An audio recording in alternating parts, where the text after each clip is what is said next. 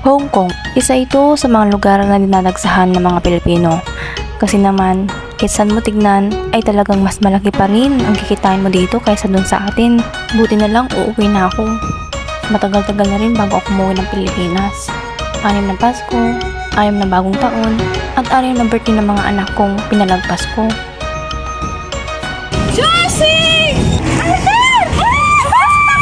Si Carpa! Nasa bahay, hinihintay ka! Yung mga bata, yung mga ayun o, hindi mo ba nakikilala? Diyos ko, may kilala! Laki-laki mo yan! Hindi kita nakilala! Tatay ko na ba yan? Diyos ko, ano po? Ay, ganda-ganda! Si Carpa, hindi ka nasama kasi may isa. Sige! Ano, di ba? Siyempre, kasama ka na rin sa mga anak mo. Hoy, teka, alam niyo ba? Ito si Michael ko, scholar to. Uy, ang galing naman. Sa ano namin, sa buong angkan namin, siya nakatungtong sa private school. Hindi sa pagmamayabang ha. Sa school namin ay kalahating tuition lang sinisingil sa amin. Oo. Consuelo. Ay, sana all. Ay, naku. Ayan. Ito pa, Ayan. Kasi yan sa'yo. Ayan.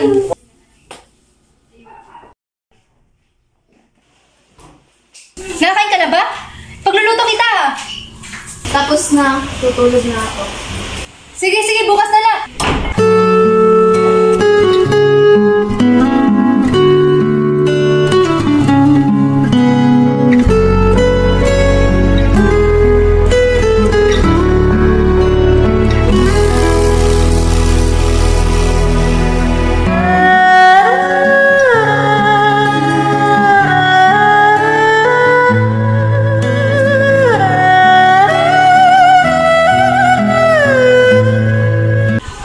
Padala mo na yan. 3 linggo mo nakakapakap eh. Oo nga, pagdating sa anak mo, luma na. 1 linggo pa. Baka sakali pagdating sa kanya ay maramdaman yung akap ko. Hello? Si Carla! Ando, naglalaro sa labas! Kitawag naman At ngayon ako makakatawag at walang amo ko. At ngayon ako makakabata ng birthday niya. Carla! Tawag ka ng nanay mo, gusto ko makausap! Josie!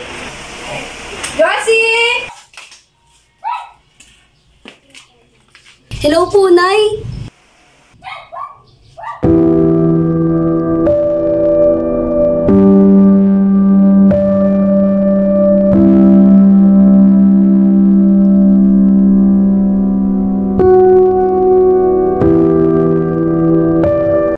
May surpresa ako para sa'yo.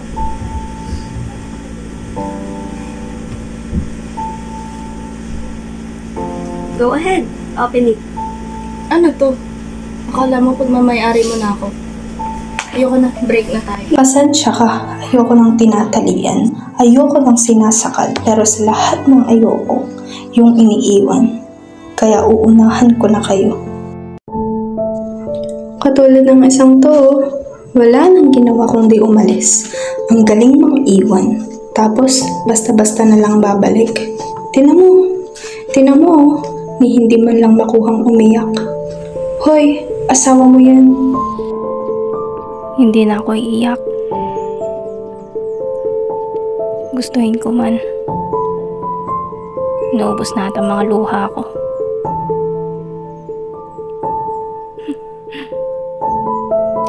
Ang daya mo naman, Rudy. Di ba ito ang pangarap mo? Yung mabuong pamilya natin.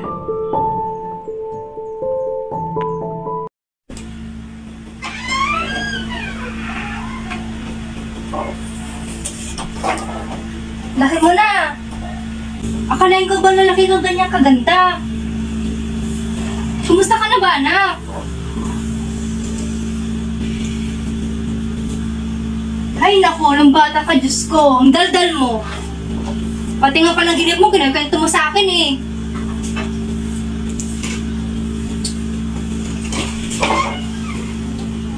Ano pa bang gusto mong malaman? Eh, kumusta naman pag-aaral mo? May boyfriend ka na, no?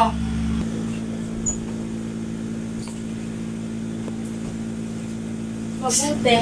Pumapasa naman. Boyfriend wala sa ngayon. Oo nga, masyado ka pang bata. Huwag ka naman namang boyfriend. O ano yan?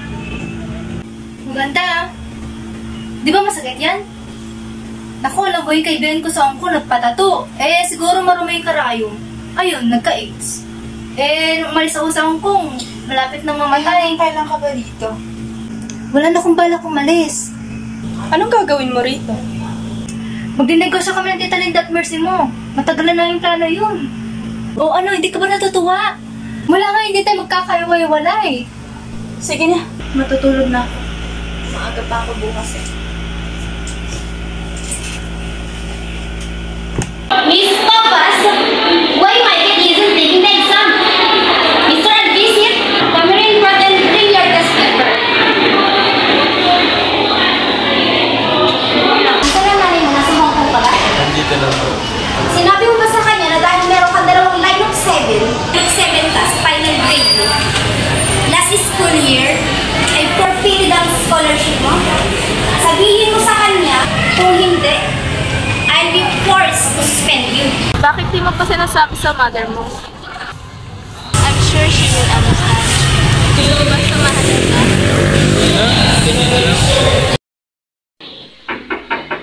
Carla!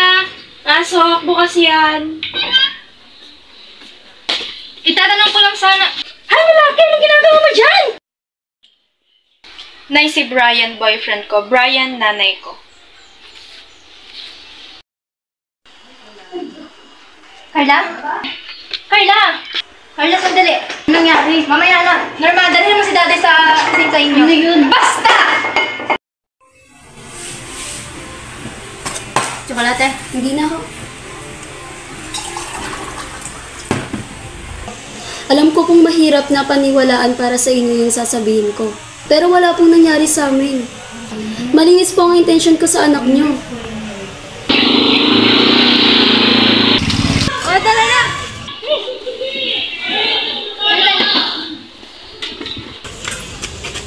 Dami namin pinamili, oh. Sabi mo kami pinamili nanay nyo. Sabi ng nanay nyo. Ako si Michael. Ako si Brian. Ikaw yung boyfriend ng ate ko? Oo, ako nga yata yun. Tara, pasok na tayo.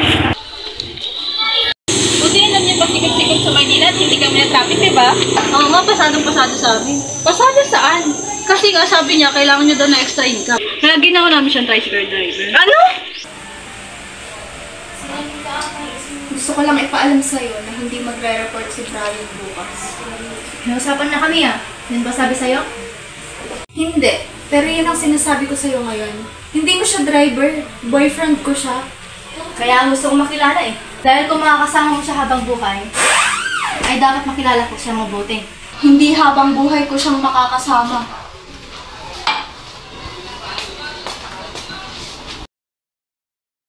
Kung ganun, dapat hindi mo siya inuwi dito.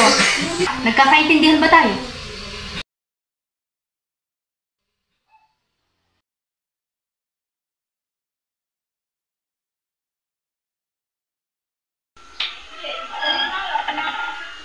Anak?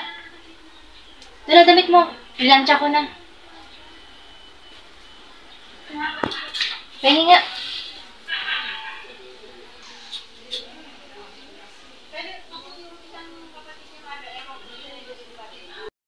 Si Brian, Wala na kami. Ganun-ganun na lang? Renate mo na? Pag sobrang bait, oo, nakakasuka. Nung bata pa tatay mo? Oo, Diyos ko, napakadaming bisyo. Sigarilyo, sugal. Inaabot nga yan ng madaling araw sa bilyaran eh. Kaya nung tuminaw siya, unti-unti nang nawawala yung pagtingin mo sa kanya.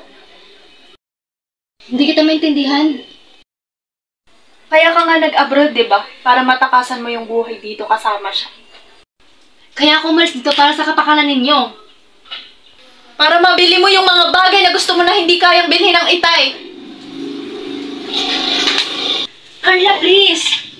Mahal ko siya. Kahit kailan hindi nagbabago yun hanggang ngayon. Kaya ba hindi ka bumalik noong namatay siya? Diyos ko, Rudy. Nasaan ka? Paano ko ipapaliwanag sa mga anak natin na di ko ginusto to? Hindi ba? Ikaw naman unang nag-abroad. Nagpunta ka sa Taiwan. Pero di ba 4 na buwan pa lang? Josie, hindi ko na kaya. Miss na kita. Masama bang mag-ambisyon ako para sa pamilya natin? Hindi ba? Maliit lang naman hinihingi ko. Maayos na tirahan, mahusay na eskwelahan para sa mga bata, sariling negosyo siguro balang araw. Kahit hindi na ngayon eh. Kahit na lang sapat na pagkain sa araw-araw. Carly, ko ba sa mga kapatid mo? Pati si Michael? Nay, ayoko na.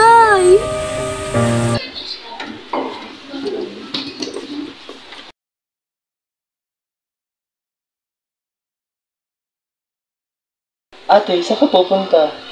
Alis na ako. Ate? Kailangan kong gawin ko. Puntahan mo ko dito kapag may kailangan. Saan court mo dito? Unang pinto, sa kanan. Halika na! Halika na! Bitaw na tayo! Sinabi ng bitawan mo! Uwi mo to! Iuwi mo to! Hindi ko kailangan ng basura mo galing Hong Kong!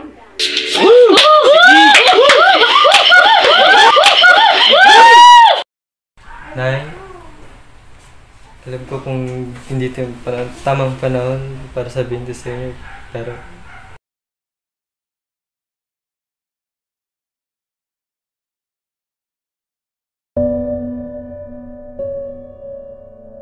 ang hirap. Sana, bago mo ko iniwan, nasabi mo man lang sa akin, paano maging ina sa mga batang pinalaki mo. Ma'am, when are you coming back? Josie, you take care of house, you clean everything. Sir, how about the vacation you promised? No vacation. Ma'am, sir!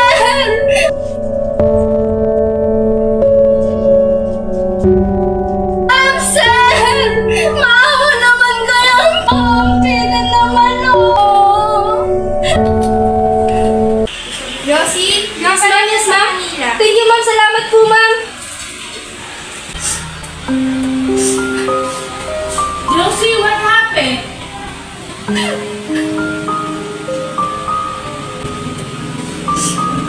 Ilang beses akong nagmakaawa sa kanila. Napayagan akong umuwi. Pero ayaw nila. Itinago nila ang passport ko. Malapit sila, Rudy. Malapit sila.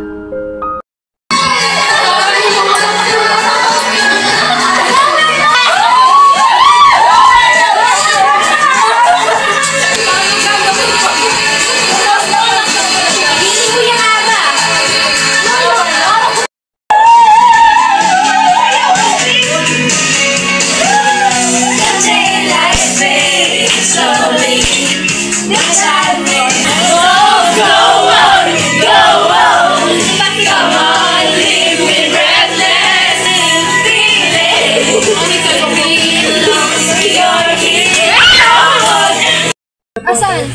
Asan siya? Ate Carla. Carla, hindi ko na ako.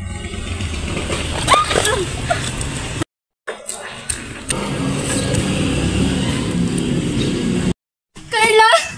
Carla, tama na!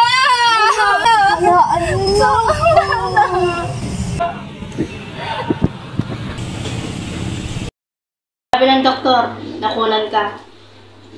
Hindi ko alam, buntis ka pala. Hindi naman to ang unang beses na buntis ako eh. Ang pinagkaiba nga lang, ngayon, nalaglag yung bata.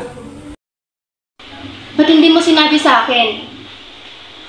Ang ibig ko sabihin, ba't hindi mo naisulat? Anak ng putya naman oh. Eh di ba ikaw na nagsabi sa akin na huwag akong susulat kung walang magandang balita? Ang gusto ko lang naman, ay ay maalala kong maliligay kayo dito kahit nandoon ako.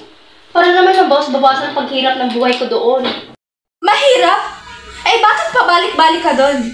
Gaano mo ba kami kakilala? Si Michael! Alam mo ba na hirap makipag-usap yan sa mga kaedaran niya? Alam mo ba mula nung mamatay ang Itay? 2 buwan halos hindi makapagsalita yan. Si Daday! Anong alam mo sa mga sakit at sugat na dinanas niya? Wala pa siyang 1 taon. Nilayasan niyo na siya. Hindi mo narinig ang unang salitang binigkas niyan. Huwag na huwag mong sasabihin sa akin na alam mo ang totoo at hindi totoo para sa amin. Dahil wala kayong alam. Bakit ganon? Pag ang lalaki binigyan ng pamilya ng pagkain, damit, bahay, at napag-aaral niya mga anak niya, hanggang sasabihin ng mga tao, aba, mahusay siyang ama.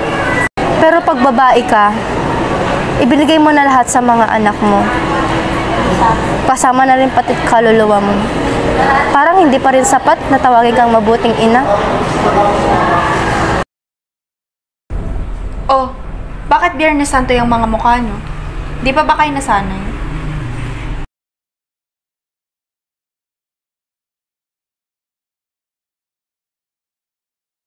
Michael, dalhin mo si Daddy sa kwarto. Ano ba talaga gusto mo, Carla? Di ba ito ang gusto mo? Pinagtutulakan mo akong umalis? Oo, at sana huwag ka nang bumalik. Bastos ka talaga no? Nay!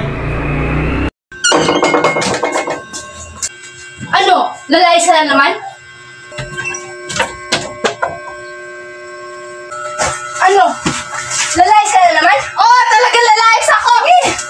Sige! Tuluyan mo sirain ang buhay mo! Sige! Tuluyan mo sirain ang buhay mo! Magpakagbuang ka sa mga lalaki mo! Magpakasawa ka! Sige! Magpabuntis ka! Nay, tama. Tignan ko lang kung respeto ka ng mga anak mo. Habang nagpapakabuta ka para naman may taksa sa sikmura niya. Kung magkakaanak man ako, sisiguraduhin ko magkasama kami sa hirap at ginhawa. Hindi ko siya ipagpapalit sa kahit anong halaga ng pera. Ang kapal talaga ng mukha mo. Kapal ng mukha mo. Ikaw ang sabihin ng buhay mo. Ang kapal ng mukha mo.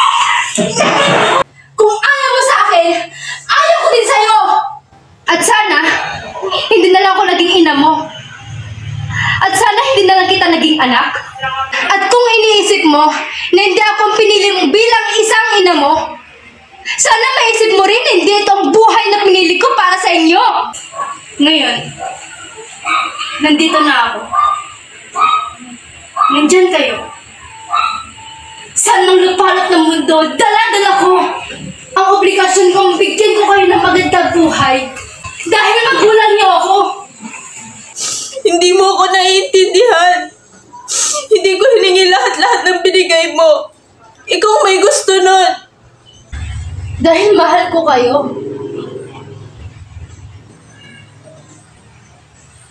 Mahal ko kayo.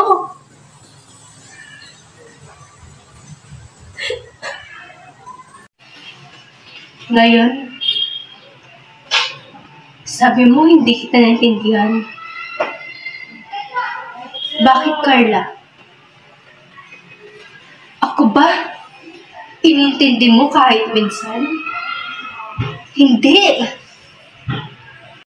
Ngayon,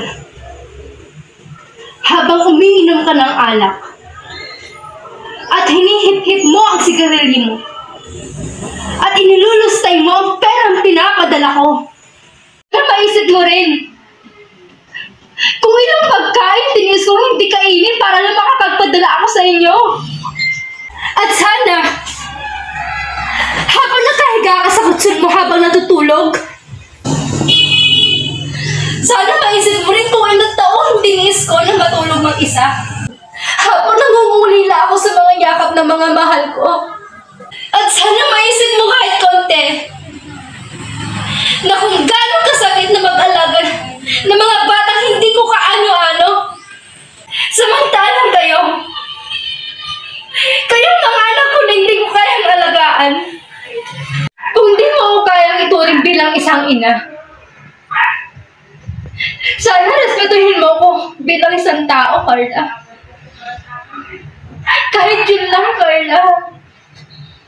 Yun man lang.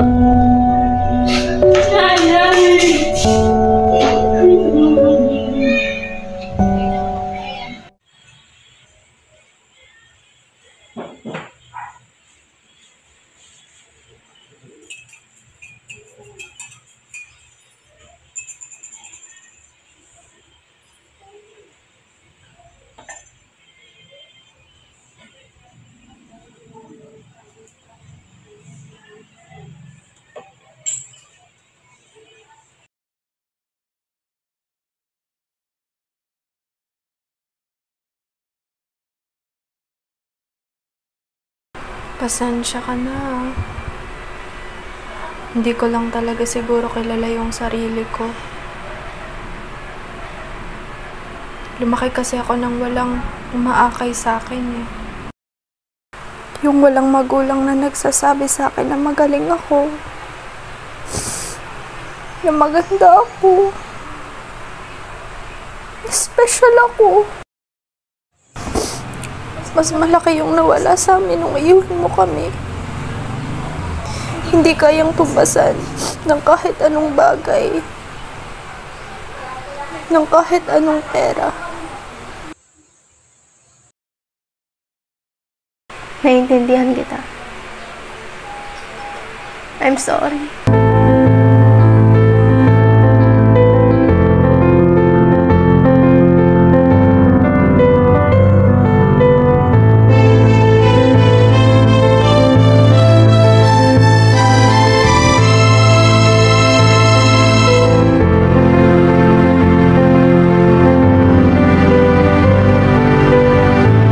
Dear Nay, kamusta naman kayo?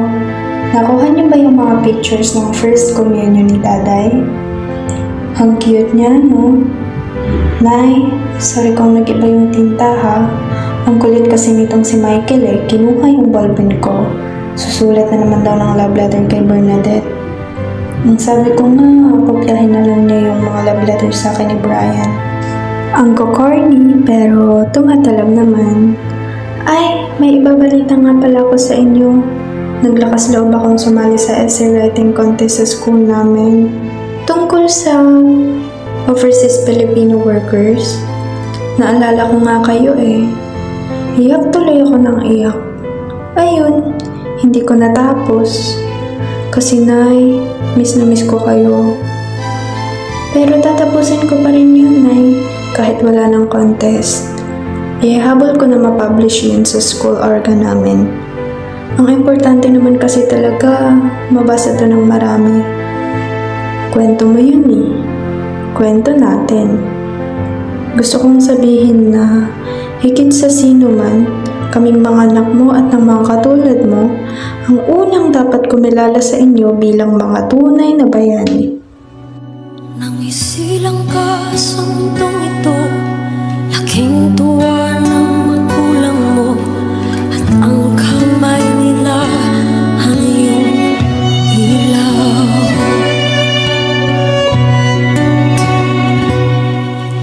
At ang nanay at tatay mo, di malaman ang gagawin, minamasdan pati pagtulog mo.